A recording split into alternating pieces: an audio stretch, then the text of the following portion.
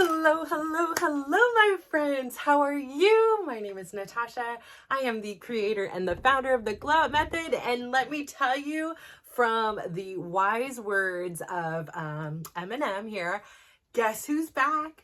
Back again. Go tell your friends.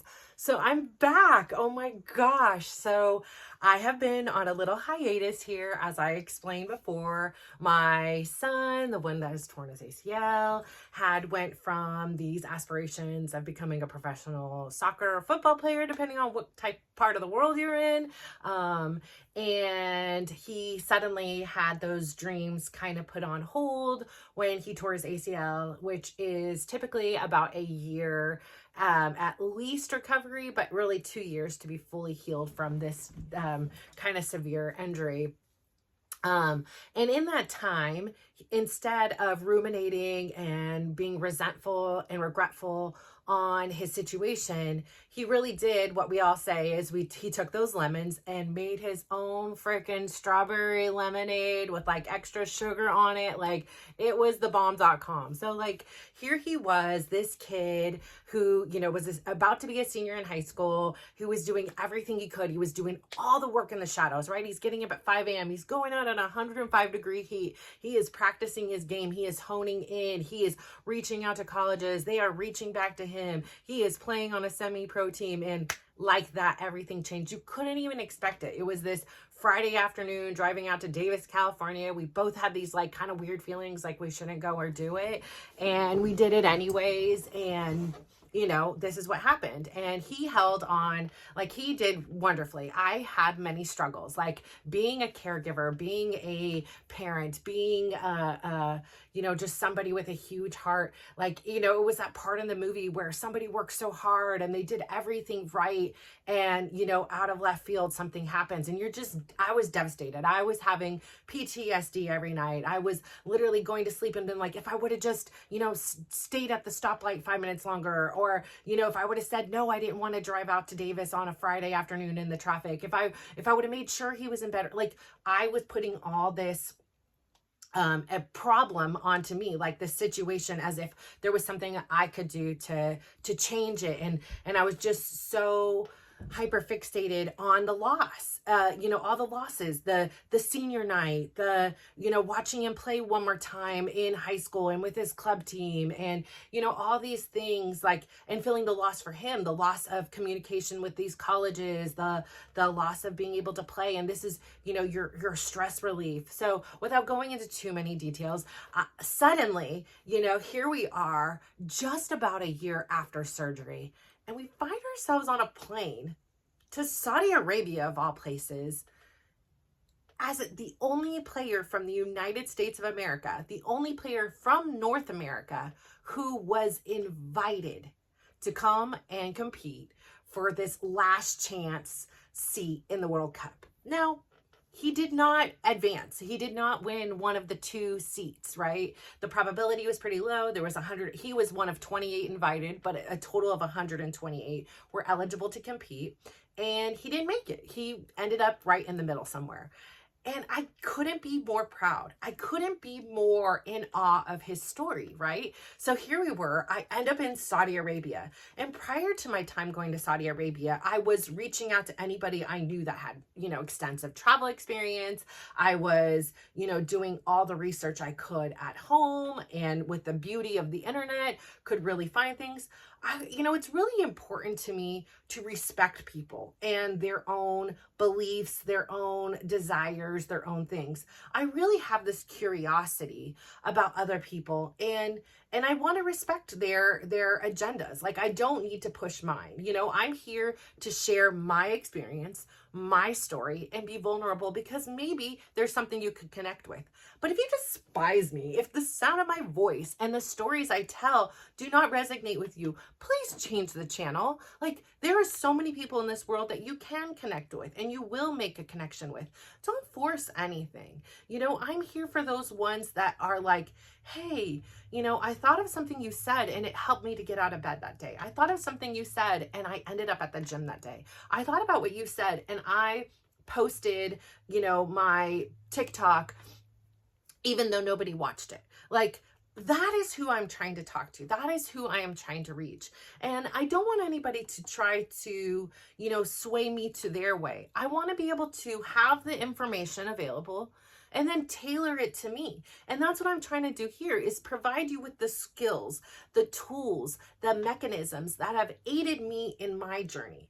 And I never knew these things existed, or if I did think of that they existed, I didn't feel deserving or worthy of applying them to my life. And having learned this and having experienced this new way of living, I just want to share it with you because I want to give you the hope. I want to be that one person that somehow connected in my mind in that particular day. I want to be that one person that allows the information to be out there. And perhaps it's not for somebody who isn't even born yet, right? Like it could be for my great grandchild, and they're like, holy crud, this lady from back in the day somehow knew it and said it to me in a way that connected with me. And so while it is very important for me to respect other people's beliefs, their cultures, their religions, their, philosophies and values, it doesn't mean I need to adapt them onto my own. However, when I am stepping foot into somebody else's home, and I'm a person who personally, like in my home, there's a no shoes policy. So when I do my exercising, I have indoor shoes that do not touch the outdoors. And if for some reason I make a mistake and I let them touch the outdoor, they now become outdoor shoes and I need to go purchase new indoor shoes. But it is important for me that other people respect that. Like they can ask me, or I can ask them, like, if you're coming into my home, I ask you to please remove your shoes. Now, sometimes mistakes happen, and sometimes, people don't even realize because they're so accustomed to wearing shoes in their own home that wearing shoes, they didn't even realize they're doing it. And so then it's my job to communicate, hey, if you wouldn't mind, here's some slippers, or, whatever, could you please take your shoes off in the home, or whatever it may be. The same thing goes for me when I am traveling to another place. I like to do my research. I like to understand what the cultural norms are. And, perhaps if I have enough time to study, the why behind it. And so for me, I was really hyper fixated. I cannot tell you how many different, I don't even know if I'm pronouncing it correctly still. I need to probably look into that. Abayas I purchased. I wanted to make sure that I was able to respect the values, the morals, the traditions of the country while remaining myself. And so I was able to order a bunch, and I was, having these fashion shows. And, when I initially arrived, I covered everything, not everything. I had like a scarf over my head. I didn't cover my face or anything like that, but I did cover my hair. I felt like this was a good way for me to show my personal respect for the traditions and the values. And as time went on, because I was there for nearly 2 weeks, time went on, I eventually kind of, again, settled onto what was my own, whereas, originally I was very traditional. I was very with the head. I kind of, looked around, read the room, realized nobody ever, looked at me one way or not, for what I was doing. They were doing what they were doing for their own purposes, for their own personal beliefs, for their own personal traditions. It wasn't about me at all. But for me personally, while I could see other women who were either maybe, traveling as well, or maybe they lived there, I don't know, I didn't find out their story. And some people felt very comfortable in a more Western apparel. But I found for myself, when I put on the abaya, I felt very empowered. And coming from somebody who lives in workout clothes, which is very revealing, right? Because it's just form fitting, it's tight, it shows the skin situation here, it shows the arms, I joke around, here's the gun, here's the fun, it's all out there for show. And so putting on the abaya, people were asking me, will you feel suppressed? Will you feel, oppressed? And I didn't know until I put it on. It wasn't really something I had considered or really thought of. And when I put it on, it was an interesting thing for me because I felt very empowered. I felt very strong. I felt very seen in a way that I was unseen before. And so I really felt freedom in there, and I felt respect, and I felt confidence. And so, for me, again, like I said, it was important for me to respect the values of a country, that I was a visitor, I was a guest in. It is not about me putting my beliefs into it. It is about respecting somebody else's and trying to understand where and why they came from. And that was the curiosity. So, if somebody came into my home, I wouldn't expect a whole, like, well, I refuse to wear, no shoes in your home or whatever it is. I mean, somebody could do that, but on the same turn, it's, this is just my home, and these are the rules that we put in here. And, I kindly ask you to respect those. Or perhaps maybe we'll meet in a different place. And so that was the same thing went for me. Now, it didn't matter. I didn't see any other women who was wearing something, more Western, be looked at. I was very curious. Like, I was so curious because they have a lot of malls, because it's very hot there, right? And so you spend a lot of your time out late in the evening, but they have these malls. And, I had this conception in my mind that I would get there and these malls would be just filled with abaya stores. Like, and I went, and it was, besides, like, it would have the name in English and then the name in Arabic. But if the name wasn't in Arabic and there wasn't, people dressed in their traditional native clothing there, I would think I was just at like a fancy, Stanford, shopping center or something. I wouldn't realize that I was in this foreign country. Like, it was just normal clothes.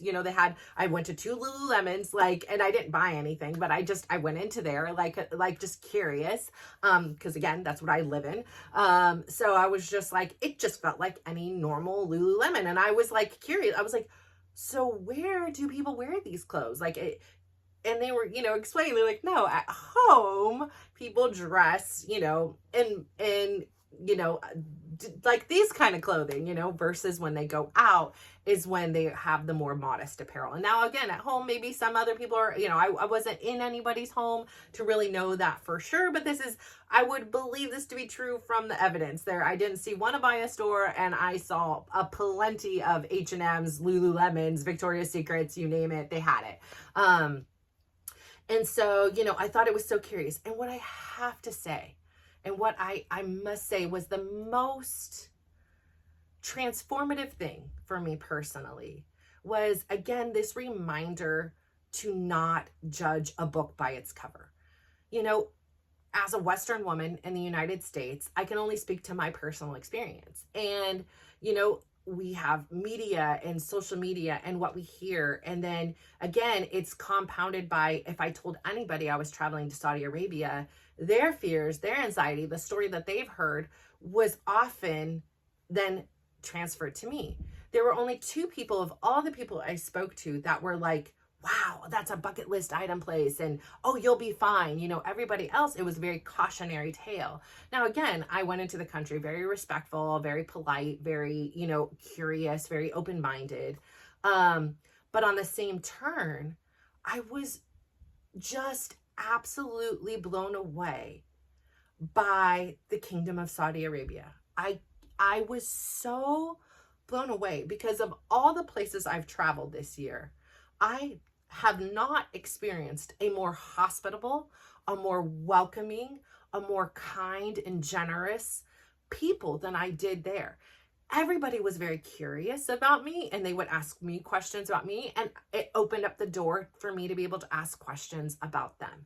They were very polite, very making sure I was comfortable and felt secure there. And it was just this extra layer of, it felt like I was very protected and appreciated and cared for.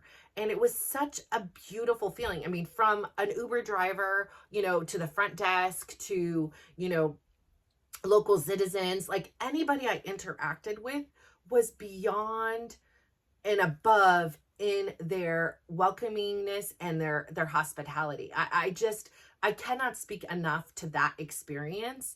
I am just forever grateful and changed by this level of care. We don't experience.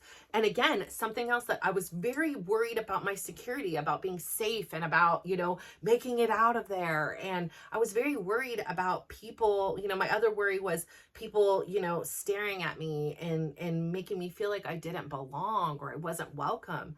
And all of those things were immediately debunked. Like, we got off a 24-hour flight, and to be quite frank, I didn't even have a hotel yet. I still had a few that I had looked at and everything. We sat at the airport for a solid 20 minutes, and I was like, forget it. We are just booking one night, and this is like, I just can't with this anymore. And, it was a little intimidating because I had my Uber, I can't really understand what some of the things they're saying. I'm hoping I'm Ubering to the right direction.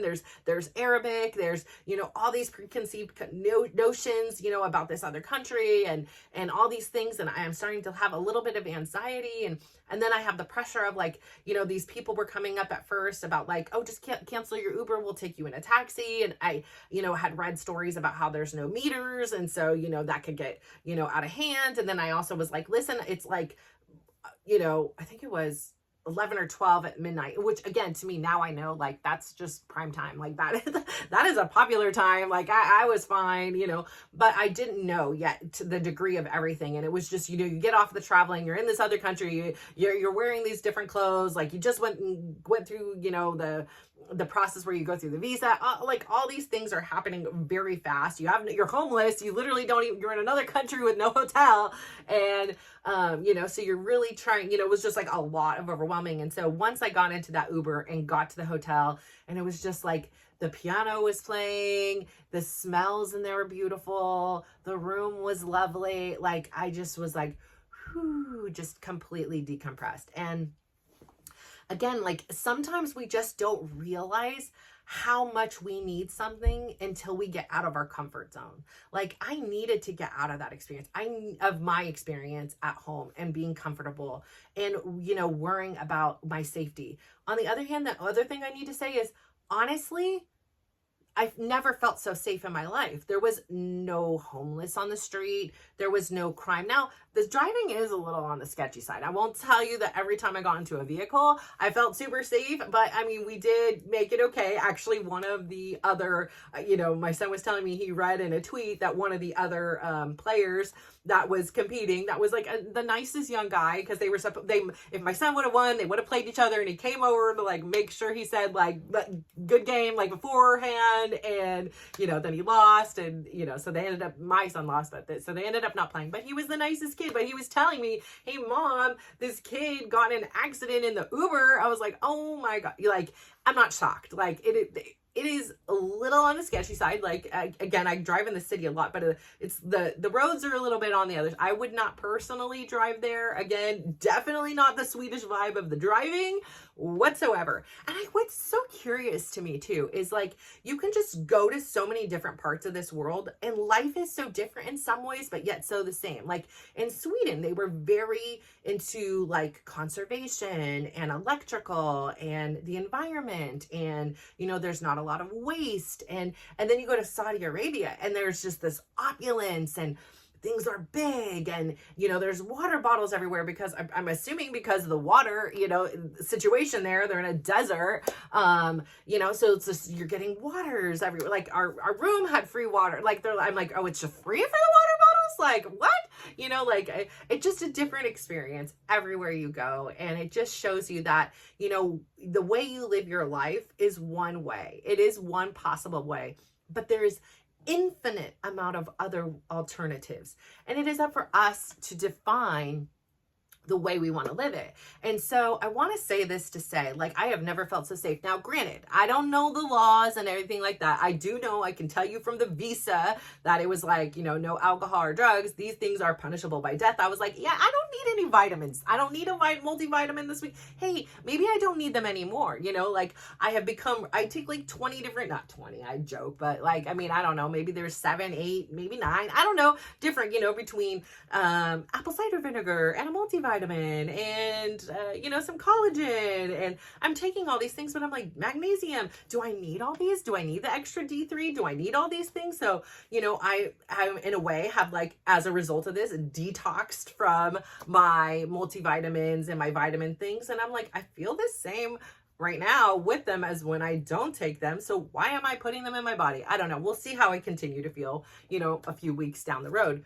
And maybe I'll incorporate some more back into my routine. But for right now, getting out of my norm, because again, I was like, listen, I am not the one to sit here and, have this multivitamin confused as some kind of a drug and I'm in jail. Like, I'm good with that. Like, I don't need to play with that. Like, any of our lotions, I'm like, let's see what our ingredients are here. Should I bring Purell? Is that considered alcohol? Like, I'm not sure here, like these are the serious things. So, from talking to other people, they're like, I'm like, yes, I don't see the crime. Like when I go into San Francisco, there is, you park your car and you're taking a gamble. Like you may have a smash and grab. Like it doesn't matter if you have anything in there or not. It could be your leftover bag from your, takeout or whatever food.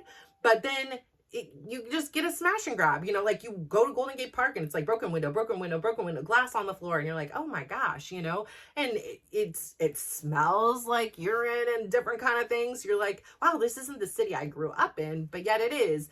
And so when I went there, it was safe. I was literally out there walking. And now at one point I felt just nervous just because I was alone. It was like, I think my first night there. And I was like, oh, listen, I just need to walk. And I had walked around to this mall.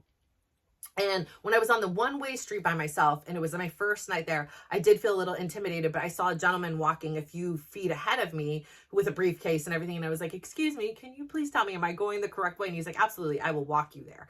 And that was the kind of hospitality I found everywhere. Like people were so willing to help me, so willing to make me feel safe and go even out of their comfort zone a little bit or what their thing. And then they just struck up a conversation over here. He was explaining he was in Dubai before and he's here and helping to grow in this Saudi Arabia vision of 2030.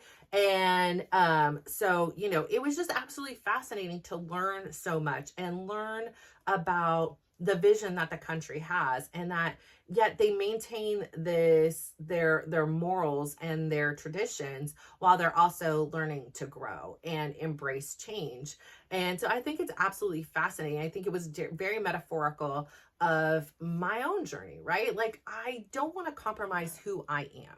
I don't want to compromise my morals, and I don't want you to either. But I also am in this place where I am embracing change, and I understand that change is hard. Like it's uncomfortable. Like there's not every day it's going to be easy. Again, when I was 300 pounds, getting up and taking a 1 block walk, it was hard. Not only was it hard physically, right? Because I was out of breath by the time I even got my shoes on, but it was hard mentally because this was something I wasn't used to.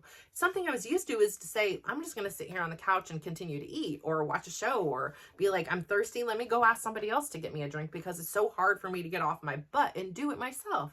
And so embracing the fact that things are hard kind of in a way like takes off that burden of it being so hard. It calms us down in some way to be like, okay, yeah, it's going to be hard. We know that part. We don't need to sit here and dwell on the fact that it's going to be hard. So for me, going to Saudi Arabia was really hard.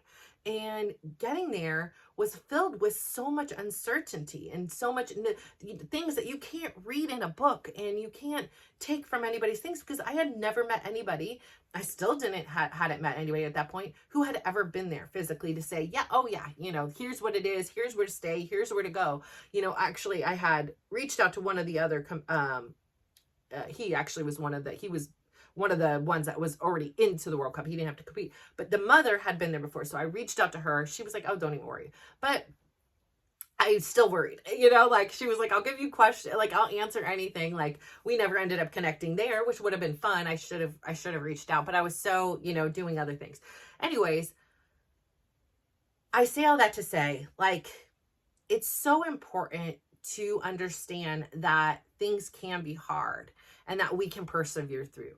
Like, it's not about life being easy or every day being a good day or anything. As you've seen on here, I've had days that I've been broken. I have been destroyed, whether it be because of something I am working through in my healing journey from my past, or something that comes up at that in the time, right? I have a son who breaks his kneecap off, and it's literally floating up in his quad, and requires surgery, and the right, the doctors the first time didn't give us the proper information. He should have had immediate surgery, and yet he had to sit in it for 3 weeks or 3 days, which felt like 3 weeks, and like the most excruciating pain of his life. And we've had another friend, like I've explained on here, where one of his teammates is literally, paralyzed from the neck down at the moment. Like, crazy things have happened, and you've seen me on my journey, and every day is not a great day, or every moment of every day is not a great day. There are challenges. There, are things that I'm like, man, I wouldn't wish this situation on anybody, but they are a part of my journey. And it's a part of, the biggest takeaway I want to say is, here we are on a Monday, and you know how I feel about Monday. So I came back on a Friday night, but I decided to take this weekend to continue and do some work and do things, and then start back fresh on Monday. So this is my day one. This is my day one back as a new woman who has experienced Saudi Arabia. This is something that took me out of my comfort zone, and I was able to thrive. The best part of my entire trip was one evening I went down and I was window shopping, waiting for Dylan's food. He had ordered delivery in. I was window shopping on which dessert I wanted to eat. And this group of elderly gentlemen had pulled me over, and they were like, come join us. And they're like, which cheesecake do you want? Like, which cake here? And I was like, no, and I was like, you know what? No, I'm going to look. And I picked mine, and he had recommended the cheesecakes, and the other person recommended. So I said, okay, fine, I'll take the cheesecake. It was delicious and divine. I loved it. I appreciated it. But what I loved the most was the conversation. A couple of the gentlemen went to university here in the United States, so they were familiar with the US. They were sharing their stories. I was sharing my stories. And it was just so beautiful how you can be on the other side of the world. You can be with complete strangers and have this real human connection and experience. And I loved it. Like, I was so sad I was leaving again, and I didn't have more time with these friends. Now, granted, they're like, come back. We'll take you to show you what an actual, like the normal homes look like. We'll show you what, like a wedding is, a traditional wedding here. I mean, these things sound absolutely fascinating, right? Like, we're not just scratching the surface. Like, we are going deeper into the culture and the customs of this country. And so just being able to have these conversations with people I would have never, ever crossed paths with, perhaps, was absolutely remarkable. And just, it was the highlight of my trip, and I cannot say that enough. And so what I want to say is, today is day one, right? Like, I'm restarting here. It's a reboot. It's a clean slate. And so everything that's happened before, everything that I didn't record on the weekend, or anything I could say, right? I haven't published yet. Anything I could sit here and ruminate. Today is a new slate for me. It is a new slate for you. Today is day one. It's a fresh beginning. And the biggest thing we need to choose here is how to prioritize ourselves. That is coming from me, someone who has lived the majority of her life from the outside in. I've been looking for validation and approval and guidance from everything around me, and I have abandoned who I was. But getting myself out of my comfort zone, going to these other countries, having these experiences, and being open-minded, and not just taking my beliefs, my experiences with me, but open to see what the world has to offer, open to see an alternative way of living life, and then taking those lessons and applying them to my own life is something that you can do. You don't have to go to the other side of the world to experience it. Now, if you can, please do. Like, there is nothing more than that. But changing where you are could mean taking a different route to work. It could mean adding on the 1 block walk in the morning. It can be anything that you can create of it where you are. It could be, taking a walk in your home if you can't walk outside. So it's about adapting this life for yourself and understanding that today is day one. It's a clean slate. We don't have to sit here and, be worried about what's going to happen in the future and being full of angst and fear. And we don't have to sit here and ruminate and resent and lay in everything we did wrong yesterday and every single day we've lived before. What is important today is where you are today. Today is your day one. It is your day one to prioritize yourself, to live the life that you were meant to live the life that you are proud of. That is what we are today here. That is what the Glow Up Method is about. It is about crafting and designing this life for you. It's about exploring, because there's only so much that you can learn through listening to other YouTubes or reading books. There comes a point in time where you must now go out and experience it. And know that it's about progress and not perfection. It is about experiencing it and adapting it to your life. It is about accepting that what works for me may not work for you. It is about finding and learning new tools and mechanisms and pulling them into your life and saying, this is what works for me in my life today, and showing up as the best version of yourself today. If you only have 5% to give, but you give that 5%, you are giving 100% of you that day. Like, what you can do one day is not indicative of what you can do another day. Too many life experiences happen. Too many things come out of left field. So, oh my gosh, I could sit here for hours. I have missed you so. I really have. And having this opportunity to share with you and grow with you and learn from you, it is remarkable. And I thank you so much for your time. I am so proud of you for investing this time into yourself and making yourself a priority. That is a decision and that is a choice that you must commit to every single day, because you deserve it. So I thank you so much for tuning in. Thank you so much. If you could just do me one huge favor today, please go out there, give somebody a big smile, give them a compliment, and just watch how they glow up. So thank you. Bye.